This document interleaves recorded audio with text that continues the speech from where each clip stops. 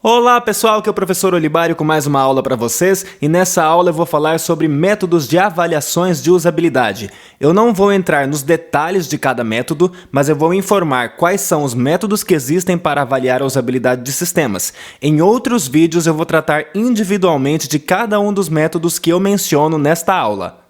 Em geral, quando a gente constrói softwares, a gente constrói com base em requisitos. Então a gente tem um documento que ele cita os requisitos desse sistema e a partir desses requisitos a gente desenvolve o sistema. Existem, claro, algumas metodologias que têm abordagens diferentes, como os métodos ágeis. Mas em todos os métodos, os testes, a avaliação do nosso sistema é extremamente importante para a gente garantir a qualidade do software que a gente quer entregar. Contudo, em engenharia de software, a gente normalmente não trata de avaliações de usabilidade ou de experiência de usuários.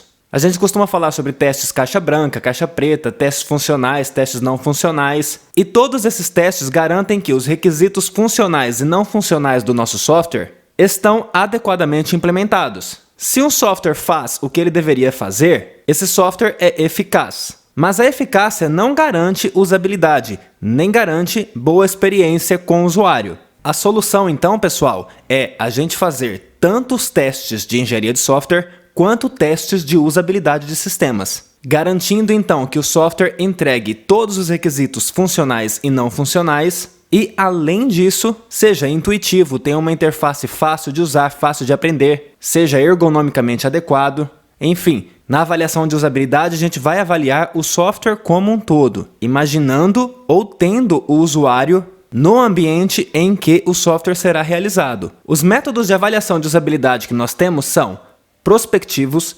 diagnósticos ou definitivos. Os métodos prospectivos são dois: questionários e entrevistas.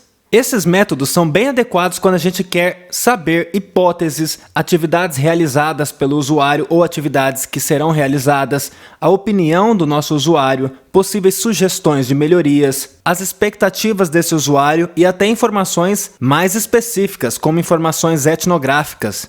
A gente pode coletar dados acerca de uma cultura, acerca de um público-alvo específico ou acerca de uma realidade socioeconômica, por exemplo. Os questionários podem ser online, também podem ser impressos, e essas entrevistas podem ser presenciais ou podem ser remotas. Para as entrevistas, nós temos três possibilidades: entrevistas estruturadas, semi-estruturadas e não estruturadas. As estruturadas são aquelas em que o entrevistador já tem previamente todas as perguntas formuladas. Essas entrevistas estruturadas são as menos flexíveis, então o usuário responde especificamente aquelas perguntas e dificilmente ele consegue opinar sobre outras coisas que não são as coisas que são perguntadas. Na entrevista semi-estruturada, a gente tem algumas questões previamente formuladas, mas o entrevistador também deixa o entrevistado mais à vontade para falar sobre o que ele quer falar. A entrevista não estruturada é aquela que não tem um checklist ou um script previamente formulado. Então o entrevistador, no momento da entrevista e de acordo com o que o entrevistado diz, formula as suas perguntas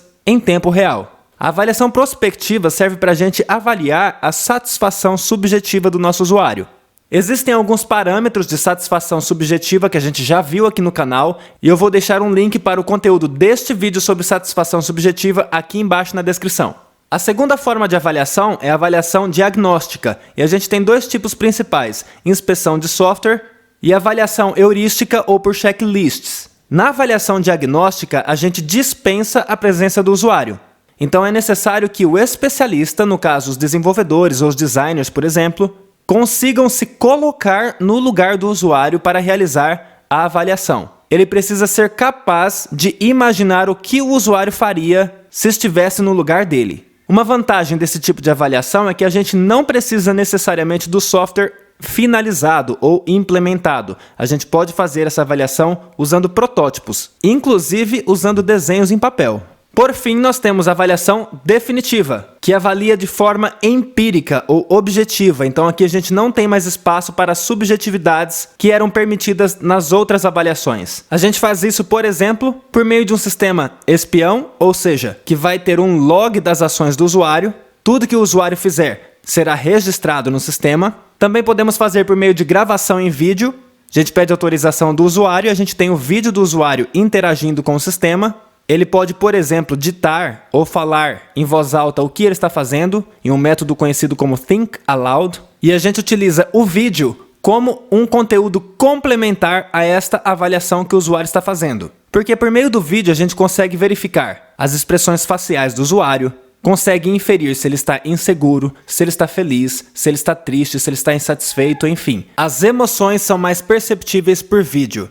E a gente pode verificar se o usuário está inquieto com os braços, com as pernas, se o ambiente está termicamente confortável para ele, se está ergonômico, dentre outras coisas. Em geral, essas avaliações são feitas no ambiente real ou em um ambiente que simule um ambiente real, e elas também podem ser feitas usando versões parciais ou definitivas do software. Fiquem ligados nos vídeos futuros do canal, porque a gente vai falar sobre questionários, entrevistas, inspeção de software, avaliação heurística e avaliação definitiva.